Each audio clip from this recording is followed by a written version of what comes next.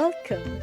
You're listening to Latin Waves with your hosts, Sylvia and Sylvia Richardson. Latin Waves is more than just hot rhythms. This is a show about community, about creating a culture that is inclusive and based on fairness. Because everyone deserves dignity, respect, and has something to contribute. A new world is possible, and it all starts with us. I'm delighted this morning to be joined by Jorge Martin, the Secretariat of Hands Off Venezuela. Welcome to our program, Jorge. Yes, it's a pleasure to be with you again. I'd like to focus our discussion today perhaps on how, the increasing level of pandemics, the increasing level of, dire climate changes is forcing us not only to pay attention to what happens in our own backyard, but also to the social movements that are charging despite the aggression and violence they face. Yes, in reality, I will say that even before the pandemic started, what we were witnessing in many parts of the world was the beginning of a new revolutionary wave. We had one 10 years ago in 2011 when we saw the uprisings in the Arab countries, the overthrow of the regimes in Tunisia, in Egypt, the mass movements in Spain with the Indignados, the Occupy movement in the United States, the Syntagma Square in Greece. And that, for different reasons, died down. It took different expressions. And now, just before the pandemic, at the end of 2019, we saw the beginning of a new wave, what I think is a new wave of revolutionary movements, so mass revolutionary movements in Algeria, in Sudan, in Iraq, in Lebanon. And then in the American continent, we saw obviously the mass uprisings in Haiti, which is doesn't usually feature in the news, and then the uprisings in Ecuador and Chile in October 2019. Uprisings which had a revolutionary character. Really, these were not just movements against this one government measure or that other government measure. It was a movement against the whole regime. In Chile, people were saying this is not about 30 pesos, which was the increase in the Santiago underground transportation system fares, which sparked the movement. The people were saying this is not about 30 pesos, it's about 30 years, i.e. 30 years of what is known as neoliberal capitalist policies of an assault on the working class and its living standards. And so we saw that was happening before the pandemic. Now, when the pandemic struck a year ago, or now maybe 15 months ago, these movements were paused. They came to a hiatus, perhaps. And obviously, this was a big shock for millions of people. There were measures of social distancing, measures of quarantine. People couldn't go to work. They had to stay home. And this obviously had an impact of introducing a break in this movement that was on the ascent. But then, obviously, even during the COVID pandemic, there were movements. There were big movements, like in the United States. We saw the Black Lives Matter just 1 year ago, which involved millions of people. The biggest mass movement in the United States for decades, really. Some people say it was even bigger in terms of numbers than the civil rights movement in the 1960s. And then we saw in a number of Latin American countries also big movements, like, for instance, in September 2019, we saw a big movement in Colombia, also against police brutality. There was police killing of a young worker, and this led to massive protests, particularly in Bogota, but also in other cities. More than 40 police stations were burned down by the protesters. Then we saw the big protests in Guatemala in November 2020. And this was against the budget of cuts and austerity. And the protesters were so angry they set fire to the government building, to the Congress building, where the deputies had been meeting to pass this budgetary law. Then in the same month of November, there was massive protest against corruption of the government in Peru. And then later on in March this year, 2021, we saw a massive uprising in Paraguay, which was driven directly by the impact of COVID. Hundreds of people were being infected. The hospitals had no supplies. The relatives of people who were falling ill had to pay for their treatment, had to pay for oxygen. And Paraguay was being overrun by this COVID pandemic. And there was a mass protest movement. People came out on the streets to protest against the government. The government used heavy repression, and the people fought back. And at one point, police officers had to wave the white flag of surrender.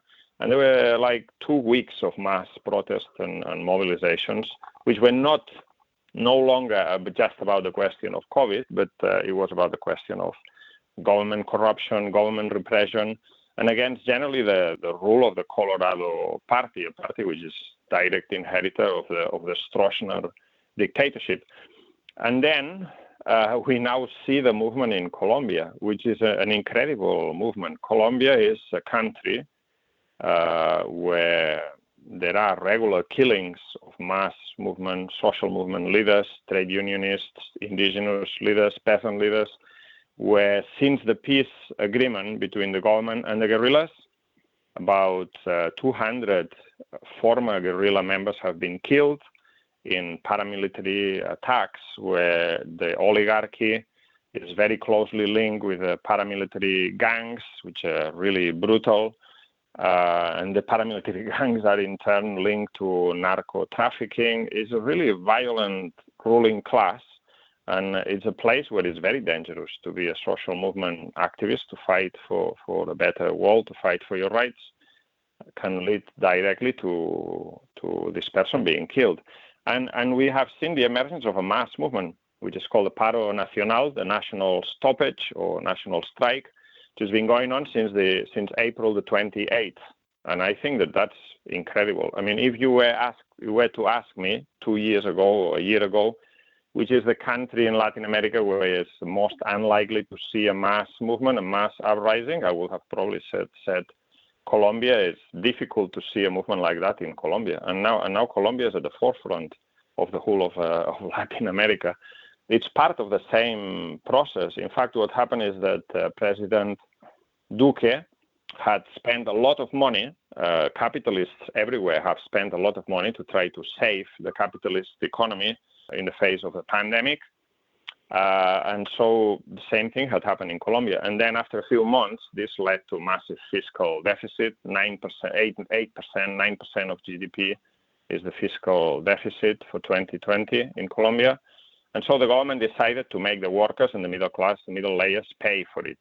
And so introduced tax reform, increasing VAT and a whole number of other taxes that mainly hitting the poor and the working class. And the people said, well, that's enough. Enough is enough. They came out on the streets on the 28th. They remain on the streets to this day. So it's more than a month now. We are on the 2nd of June today. But they've been on the streets for nearly 6 weeks, which is incredible. And they've been subject to everything, to brutal police repression. Over 60 people have been killed by the actions of the police. The government has at certain points militarized whole cities. For instance, Cali, which is a very large city, very populated city, which is the epicenter of the movement. There have been instances of civilians under the protection of the security forces shooting at demonstrators, i.e. paramilitary gangs. People have been disappeared. Women protesters have been subject to sexual assault by the police officers. All this is documented by NGOs and human rights organizations. The movement has also had to face the criminalization by the mass media. The government is saying that this movement is not a genuine movement.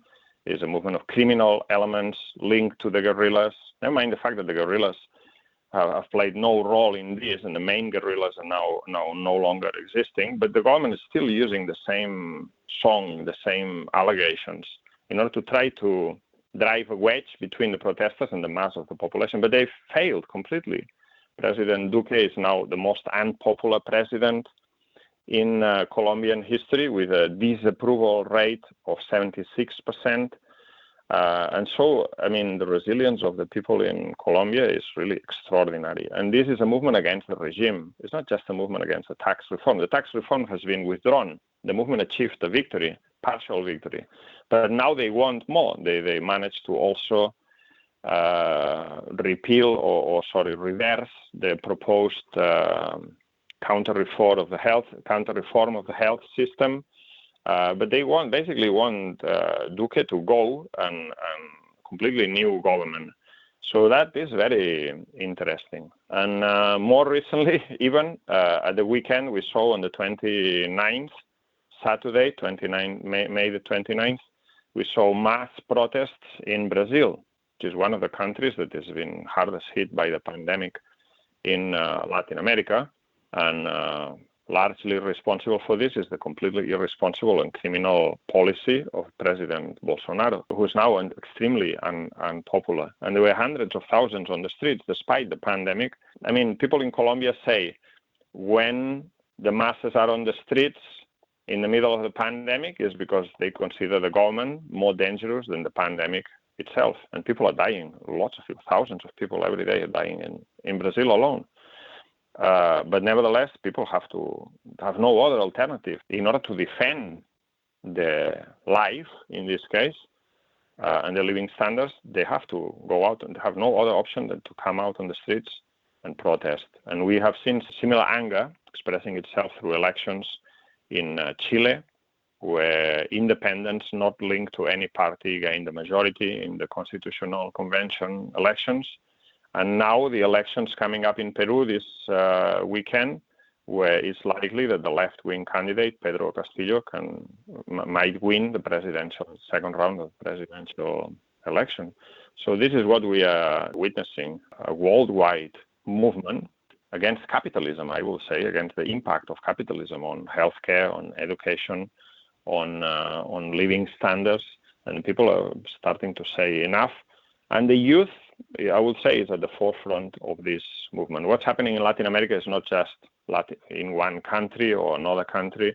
It's a more general process, and it's part of a worldwide movement, I will say. The struggle of the Palestinians in the last few weeks was also led by the youth, inspired by the Black Lives Matter movement, using methods of mass struggle, general strikes. I think this is the way forward, and this is the conclusion that more and more people, working class people, young people, women, and so on, are drawing around the world. So, in many ways, I think people have realized that it's not the virus that will kill us. You know, hunger will definitely kill us before the virus gets to us. So at some point, we all reach a tipping point. And it seems like worldwide we are there right now. Can we talk a little bit about how this mismanagement, it's not a mismanagement, but it's an overt abuse of power in Brazil, has led to the mass movements? And key to this, I think, is not just the repression, but used by the government to prevent other social movements, but how people have fought against and are now mobilizing to invent, create, imagine a different way forward. This is very closely linked to everything that's happening now. For instance, you take Peru, and Pedro Castillo, the trade union leader, who is now standing in the second round of the elections. He might win the election. It's not clear. He's facing an uphill struggle, obviously. But his main slogan is no more poor people in a rich country. And what does he mean? He means that Peru, for one reason or another, is a country that's rich in natural resources. It's rich in mining resources. But these mining resources have been extracted by foreign multinationals, and therefore this wealth doesn't benefit at all the majority of the population in Peru, other than a very small minority. The main plank of his election platform has been precisely to renegotiate the contracts with the foreign mining multinationals so that they benefit mainly the Peruvian people. And if they refuse to renegotiate, to nationalize them. So this goes to the crux of the matter.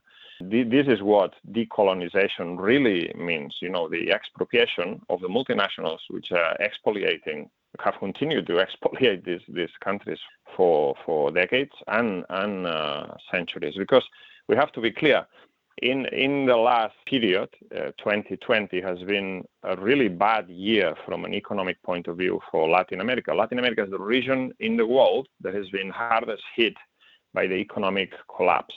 And at the same time, the multimillionaires in Latin America have increased their wealth by 40%. And the number of multimillionaires has also increased, mainly concentrated in Mexico and Brazil. So it's not just a struggle, let's put it this way, a struggle between Latin America and the imperialist nations. Is a struggle in which, in each one of these countries, there is an oligarchy, a capitalist oligarchy, which is at the puppets of imperialism. They play the role of the local office boys of imperialism in these countries, and they need to be removed from power, as well as the multinationals. As for Brazil, I think that if we want to understand what's happening now in Brazil, we have to go back to 2013. In 2013, we saw the beginning of a mass movement from a seemingly accidental question, which is the increase in the transportation fares in Sao Paulo. And there were big demonstrations around that.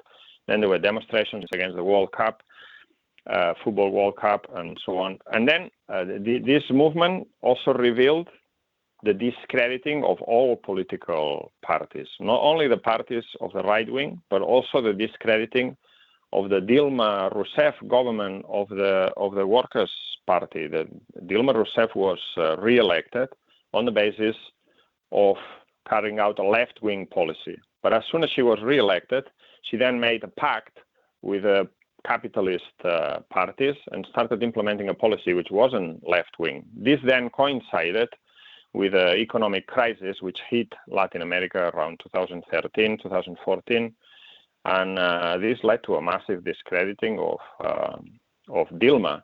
And then when she was removed, the parties that removed her, the capitalist parties, which were the same parties, by the way, that were in a coalition with Dilma in the government, Temer, for instance, they were also so discredited that they couldn't by any means win the next election. And then the following election was therefore won by Bolsonaro on the basis of complete demagogic campaign, where he said, I'm going to deal with the question of insecurity, I'm going to deal with the question of jobs, I'm going to make Brazil great again. We've heard all that before. It's the same slogans as Trump used to win the election. But very soon, Bolsonaro won the election in 2018, there was a mass movement against him. 3 months, I think it was in April, just barely 4 months after he had been elected, there was already a big movement that started amongst the youth, the university youth, against cuts in the education budget. Then there was a general strike against the pensions counter-reform. Every time there was a big mobilization, for instance, the general strike, the mass movement of the youth, Bolsonaro tried to mobilize his own base of support, but the numbers were not there. These enraged petty bourgeois reactionary elements could not master the numbers on the streets. The working class is much stronger in a country like Brazil and had not been defeated decisively in any way. And so you had a situation where from the very beginning, his popularity started to collapse. There were mass protests against him. And the slogan of Fora Bolsonaro, which was put forward around April 2018, became extremely popular. And then this process, as I say, was cut off by the pandemic and the way it hit so hard. Now it's starting to come to the surface again, even in the middle of a deadly third wave of the pandemic. The government of Bolsonaro is not a strong government. It's a very weak government. It's riddled by all sorts of contradictions. There are at least 3 different factions within the government: the military faction, the Bolsonaro faction, which involves his own close family and the more crazy elements of his government, and then the Paulo Guedes faction, which represents the interests of capitalists. They want to privatize everything. They want to destroy the health service, everything. These different factions, they are all out against each other. Moro, who was the Minister of Justice, was forced to resign. The whole farce of the election, of the judicial process against Lula has now collapsed. Lula is now being released from jail, and he's now allowed to stand in the elections again, showing how scandalous the situation was when he was barred from standing, because he will have defeated Bolsonaro at that time. So the whole of the Bolsonaro experiment is collapsing under their own contradictions and under the pressure from the masses. And in the meantime, we have seen these mass mobilizations of hundreds of thousands on last Saturday, which reveals really the real balance of power. The problem, I will say, is that many of the parties in the opposition, they want to get rid of Bolsonaro, but they want to get rid of Bolsonaro when the elections come, which is still another year, or through some parliamentary trick, when in reality what is required is a mass mobilization on the streets, a general strike to remove him by force, because you can't wait until the general election. He must be, this criminal government must be removed now, otherwise people will continue to die because of his completely criminal and irresponsible handling of the pandemic. But I think Brazil is a good example of the real balance of forces. When Bolsonaro was elected, many people were in despair or pessimistic. Already at that time, we pointed out, I mean, this is the result of the discrediting of all the traditional parties, left and right, because if you have a left party that carries out right-wing policies, they're going to be discredited. But even at the time when Bolsonaro was elected, only a third of the electorate voted for him. And there was a similar number that stayed away, that didn't participate in that election, even though voting is compulsory in Brazil. There was a massive abstention, massive number of spoiled ballots. That was the real balance of forces. And the working class is very strong. The only problem is that it doesn't always have the leadership that it deserves, the leadership that can take the movement to a successful conclusion. Worldwide, we now see how the pandemic has not only made hunger worse for so many people, millions of people. I think the recent report from the Global Network Against Food Crisis was that 155 million people face acute food insecurity. Like, that's insane that we would even conceive of a number so high, and that's a jump of 20 million from 2019. So our situation is getting worse by the day, and the longer we assent to governments who tell us that austerity is the way to get our economic system in check, that neoliberalism and more privatization is what's needed, that selling our water is what's needed, that cutting our forests is what's needed. The more we compromise not just our own lives, but also the future of future generations. So, as we learn from the mass movements of the mass people in Brazil, the landless peasant movements who first made us aware of the urgency of the need to not only defeat capitalism but put something in place that re-enchants the world, that allows us to remember who we are. In Latin America, the word remember, recordar, is to awaken. It's not just to be reminded or to remember your history, but also to awaken. Who are you? What are we? And where is our power? So, what have we yet to learn, and what are the lessons that we must pay attention to in this moment? I will say that if there is a lesson that you can draw from all of these movements, particularly the movements around the Red October in Chile and Ecuador, and now the national strike in Colombia, is on the one hand that the working class is extremely powerful. The workers, the peasants, the youth, the indigenous people, we are the majority, the overwhelming majority of the society. And once this strength, that it is really strong force, gets on the move, there's nothing that can stop it. Repression can't stop the mass movement.